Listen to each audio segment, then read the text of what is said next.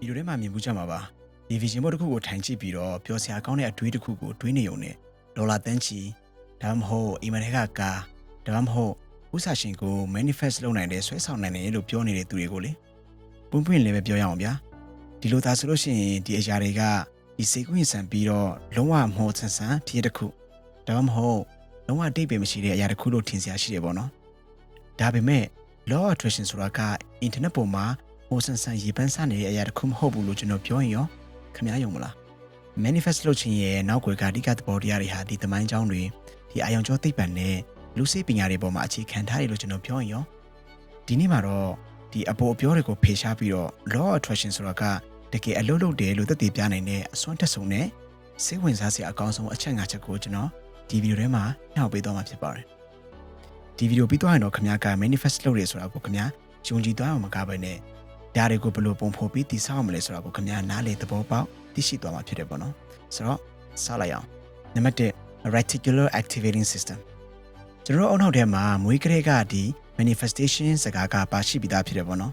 စัจ java စီကနေလက္ခဏာလေးကိုသတိထားမိလာတယ်ဆိုတဲ့ဒီမောဆန်ဆန်ကိစ္စတွေဟာတကယ်တော့ခင်ဗျားအုံနောက်ထဲက reticular activating system ဒါမှမဟုတ် RAS လို့ခေါ်တဲ့ဇီဝကမ္မဖြစ်စဉ်တစ်ခုပဲဖြစ်တယ်ပေါ့နော်ကျွန်တော်တို့အုံနောက်ကဒီစက္ကန့်တိုင်းမှာဒီအချက်လက်ပေါင်းတန်းပေါင်းများစွာကိုလက်ခံလှုပ်ဆောင်နေတာဖြစ်ပါတယ်ဒီအရာတွေအားလုံးကိုသာကျွန်တော်တို့အာယုံဆိုင်နေရမယ်ဆိုလို့ရှိရင်ကျွန်တော်တို့ကယူသွားဖို့ပဲရှိတယ်ပေါ့နော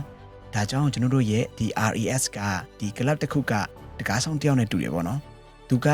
ကျွန်တော်တို့ရဲ့ဒီအဓိကအတွေးတွေနဲ့ယုံကြည်မှုတွေပေါ်မူတည်ပြီးတော့အရေးကြီးပါတယ်လို့သတ်မှတ်ထားတဲ့အရာတွေကိုပဲသူကဝင်ခွင့်ပြုတာဖြစ်ပါတယ်ဥပမာကြည့်အောင်သင်ကကားတစ်စီးဝယ်ထားပါတော့ဒီအဖြူအောင်ဒိုတာကားတစ်စီးပေါ့နော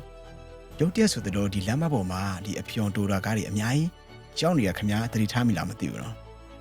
်ဒါကဒီစကြဝဠာကနေပြီးတော့ဒီအဖြူအောင်ဒိုတာကားတွေကိုချက်ချင်းဆိုသလိုဖန်ဆင်းပေးလိုက်တာမဟုတ်ပါဘူးဒီကားတွေကအရင်ကတည်းကရှိပြီးသားပါဒါပေမဲ့ခင်ဗျားကဒီအဖြူအောင်ဒိုတာကားတွေပေါ်မှာအယုံစိုက်လိုက်တဲ့အခါမှာဒီအောင်နောက်တဲ့ကားဒီ RAS ကသူ့ကိုသူပြန်ပြီးတော့ဒီ program ဆွဲလိုက်တာဖြစ်ပါတယ်ဆိုတော့အသင်းရဲ့အတွေ့အကြုံကိုကြွယ်ဝချမ်းသာမှုကျန်းမာရေးဒါမှမဟုတ်အလုပ်ကိုင်တစ်တွေပေါ်မှာပြင်းပြင်းထန်ထန်အယုံစိုက်လိုက်တဲ့အခါမှာ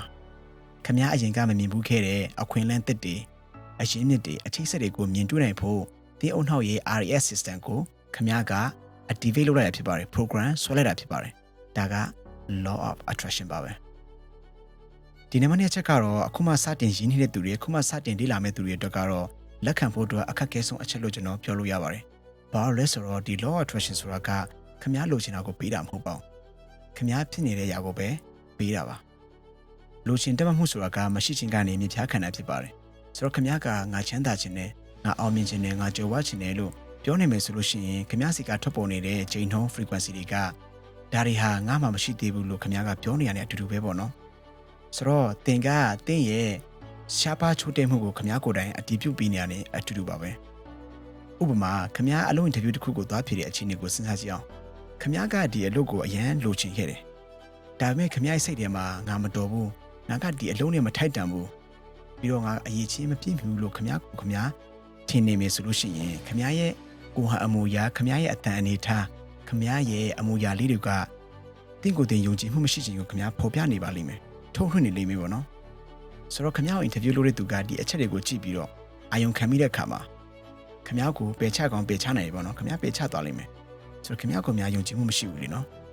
ဒါပေမဲ့သင်ကကျွမ်းကျင်သူတယောက်ရဲ့လက္ခဏာတွေကိုယူဆောင်ပြီးတော့ခင်ဗျားကိုခင်ဗျားယုံကြည်မှုပြည့်ရှိတယ်ခင်ဗျားကိုခင်ဗျားကဒီဆုလက်တစ်ခုအနေနဲ့မှတ်ယူထားတဲ့ price တစ်ခုအနေနဲ့ခင်ဗျားယုံကြည်ပြီးတော့ဒီအလုပ်ကိုသွားလျှောက်တယ်ငါကဒီလုပ်နဲ့ထိုက်တန်တယ်ဆိုတော့ဒီကိုဗဟန်မူထားအပြောဆိုနေခင်ဗျားသွားလိုက်မယ်ဆိုလို့ရှိရင် interview ကခင်ဗျားကိုယုံကြည်မှုရှိသွားမယ်ဆိုတော့ခင်ဗျားသူကလည်းခင်ဗျားကိုဒီအလုပ်ကိုပေးမှာဖြစ်တယ်ပေါ့နော်တကယ်လက်တွေ့မှာအခြေအနေတွေဖြစ်မလာခင်ကတည်းကတင်းရဲ့စိတ်ထဲမှာပြေးဝနေပြီဆိုတဲ့ခံစားချက်မျိုးကိုအရင်ခံစားဖို့လိုအပ်ပါတယ်နံပါတ်3ချက်နဲ့ attraction ဆိုတဲ့အင်္ဂလိပ်စကားလုံးကိုလေ့ချကြည့်လိုက်ပါနောက်ဆုံးစကားလုံး6လုံးက action ဆိုတဲ့လှုပ်ဆောင်ချက်ကတိကျပါနေပါတယ် law of attraction နဲ့ပတ်သက်ပြီးတော့အကြီးမားဆုံးထင်မြင်လွဲမှားချက်ကတော့ဒီဆိုဖာထိုင်ခုံကြီးပေါ်မှာထိုင်ပြီးတော့ Ferrari ကားတစ်စီးကိုမြင်ယုံကြည့်နေုံနဲ့ကျွန်တော်တို့နိုင်ငံကိုဖောက်ဝင်လာမယ့်အချိန်ကိုစောင့်နေလို့ရတယ်လို့ထင်နေတဲ့အချက်ပါပဲကဲဥမာတစ်ခုကိုကြည့်အောင်နာမည်ကြီးတရုတ်ဆောင် Jim Carrey ကသူနာမည်မကြီးခင်ကလေးကသူ့ကိုယ်သူတရုတ်ဆောင်ကြီးအတွက်ဆိုပြီးတော့ဒေါ်လာ10 တန်းချက်လက်မှတ်တစ်ခုကိုသူရေးဆွဲခဲ့ပူတယ် ရက်ဆွဲကိုတော့1995ခုနှစ်ကျေးဇူးတော်နေ့ Thanksgiving နဲ့လို့သူတက်ထားပြီးတော့သူ့အိတ်ခက်ထဲမှာသူ့ပတ်ဆိုင်ထဲမှာအမြဲတမ်းဆောင်ထားခဲ့တယ်ထည့်ထားခဲ့တယ်ပေါ့နော်ဒါပေမဲ့ဂျင်ကသူကားပေါ်မှာထိုင်ပြီးတော့စိတ်ကူးရှင်နေခဲ့တာမဟုတ်ပါဘူးသူကမနာတမ်းအလုပ်လုပ်ခဲ့တယ်အချိတ်ဆက်တွေရှာခဲ့တယ်စင်ပေါ်တက်ပြီးတော့အဆက်ကွဲခံခဲ့တယ်ပြီးတော့သူ့ရဲ့အမှုပညာစွမ်းရည်ကိုလည်းသွေးနေခဲ့တယ်1994ခုနှစ်ရောက်တော့သူက Dumb and Dumber ဆိုတဲ့ရုပ်ရှင်အတွက်သူဟာဒေါ်လာ10 သန်းရရှိမယ်လို့သူသိရှိလိုက်ရပါတယ်စိတ်ကူးပုံဖော်ခြင်း visualization ကခမားရဲ့ပြည့်မှတ်ကိုဖန်တီးပေးပါလိမ့်မယ်ခမားရဲ့ယုံကြည်ခြင်းကတော့ခမားရဲ့ engine ကိုစီးဖြည့်ပေးပါလိမ့်မယ်ဒါပေမဲ့ခမားရဲ့လှုပ်ဆောင်ချက်အရှင်ကသာလျှင်အဲ့ဒီကားကိုမောင်းနှင်ပေးသွားပါလိမ့်မယ်ဒီစကြဝဠာကြီးကတော့ရှေ့ကိုဆက်လှမ်းနေတဲ့အဟုန် momentum ကိုပဲစုချတာဖြစ်ပါတယ်နံပါတ်၄ချက်ကျေးဇူးတင်တဲ့စိတ်ကခမားရဲ့အာယုံကြောလမ်းကြောင်းတွေကိုအမှန်တကယ်ပြောင်းလဲပေးပါတယ်ကျေးဇူးတင်တဲ့စိတ် gratitude ဆိုတာကယဉ်ကျေးမှုအရလှုပ်သိမ်းလှုပ်ထိုင်တဲ့အရာတသက်ပဲမဟုတ်ပါဘူးဒါကကြွယ်ဝချမ်းသာမှုအတွက်အာယုံကြောဆိုင်ရာလှည့်ကွက်တစ်ခု neurological chip code ဖြစ်ပါတယ်စိတ်ပညာ psychology ရှုထောင့်ကနေကြည့်မယ်ဆိုလို့ရှိရင်နှဆိုင်တဲ့ကျေးဇူးတင်စိတ်နဲ့နှဆိုင်တဲ့စိုးရိမ်ပူပန်မှုအခုစလုံးကိုတစ်ချိန်နဲ့မှတပြိုင်တည်းခံစားလို့မရပါဘူး။တဲ့မှာရှိပြီးသားအရာတွေပေါ်မှာကျေးဇူးတင်တဲ့ဒီအလေးချိန်ကောင်းတွေကိုခမားမွေးမြူတဲ့အခါမှာခမားအုံနောက်ကနေပြီးတော့ပျော်ရွှင်မှုကိုခံစားစေတဲ့ဟော်မုန်းတွေဖြစ်တဲ့ဒီဒိုပမင်းနဲ့ serotonin လို့ခေါ်တဲ့အရာတွေကိုထုတ်လွှင့်ပေးပါတယ်။ဒါကအပြုသဘောဆောင်တဲ့တန်တရားတစ်ပတ် positive feedback loop ကိုတိစောက်ပေးပြီးတော့ခမားရဲ့ရှားပါချုပ်တိတ်မှုကနေကြွယ်ဝပြည့်စုံမှုစီကိုပြောင်းလဲပေးပါတယ်။ဒီဥပမာဒီအလွတ်တန်းအမှုပညာရှင် freelance artist ညောက်ကိုစီကူယဉ်ကြည့်အောင်ပထမအမှုပညာရှင်တယောက်ကသူ့မှာ clients ညောက်ပဲရှိလို့ဒီအိမ်လာခမပေးနိုင်ဘူးဆိုပြီးတော့အမြဲတမ်းညှိတွားနေတယ်။သူ့မှာစိတ်ပစ္စည်းမှုတွေဝင်လာတယ်ပြီးလို့ရှိရင်နောက်ပိုင်းတော့သူအလုပ်တွေပြစ်လာတယ်။ဆိုတော့နောက်ဆုံးတော့သူဘာဖြစ်လဲဆိုလို့ရှိရင် client တယောက်လျှော့သွားတယ်။ဒါပေမဲ့ဒုတိယအမှုပညာရှင်တယောက်ကတော့သူ့မှာဒီ client 2ယောက်ရှိလို့အရန်ကိုကြည့်ယူတင်နေတယ်ပေါ့နော်။သူ့မှာစေတနာတွေထည့်ပြီးတော့အလုပ်တွေလုပ်တယ်ဒီ client တွေပေါ်မှာသူကကြည့်ယူတင်တဲ့အကြောင်းကိုလည်းခင်ဗျာသူကခဏခဏပေါ်ပြတယ်ဒီဖောက်တယ်တွေကလည်းဒီဒုတိယအမှုပညာရှင်ကိုအရန်သဘောကျသွားပြီးတော့သူရဲ့တင်ငယ်ချင်းတွေနဲ့တခြားနောက်ထပ်ဒီ customer 9ယောက်နဲ့လည်းထပ်ပြီးတော့မိတ်ဆက်ပေးလိုက်ကြတယ်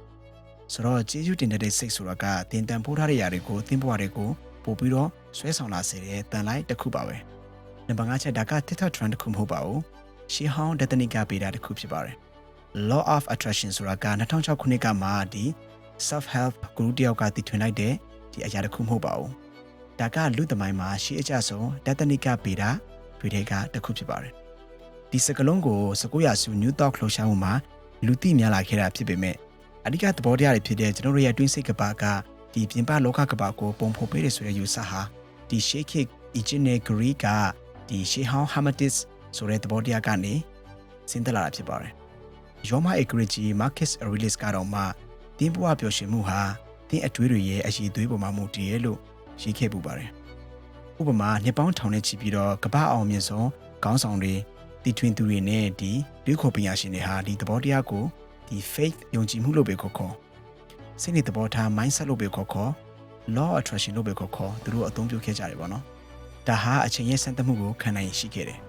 ဘာလို့လဲဆိုတော့လူသားတွေအခြေခံအဖြစ် foundation တွေဖြစ်နေလို့ပါပဲကျွန်တော်တို့ရဲ့စိတ်ထဲကပုံချမ်း blueprint ကိုသုံးပြီးတော့ကျွန်တော်တို့ရဲ့ပြင်ပလောကကဘာကြီးကိုတည်ဆောက်နေကြတာပါဆိုတော့ law of attraction ဆိုတာကတင့်ကိုလက်ကားရမယ့်အရာတွေပေးလာအောင်ဆိုပြီးတော့ဒီစကြဝဠာကြီးကိုလှည့်စားတာမျိုးမဟုတ်ပါဘူးဒါဟာတင့်ကိုတင်စိုးမိုးနိုင်ဖို့ပါတင်းအုံနောက်ရဲ့ reader ကိုစူးစိုက်ဖို့တင်းရဲ့ဆရာလက္ခဏာကိုပြောင်းလဲဖို့ကြီးမားတဲ့လှုပ်ဆောင်ချက်တွေ massive action တွေယူဖို့နဲ့နှဆိုင်တဲ့ကျေးဇူးတင်စိတ်ကနေတဆင့်အလုပ်လုပ်ဖို့ပဲဖြစ်ပါတယ်အရာဝတ္ထုတွေကိုတင်ရှုမြင်တဲ့ပုံစံပြောင်းလဲသွားတဲ့အခါမှာတင်ရှုမြင်တဲ့အရာဝတ္ထုတွေကလည်းပြောင်းလဲသွားပါလိမ့်မယ်တင်ဟာသင်ဘဝရဲ့စာရေးဆရာတယောက်ပါတင်နောက်ထပ်ပါတွေကိုရေးဖို့အတွက်တင်စဉ်းစားထားတယ်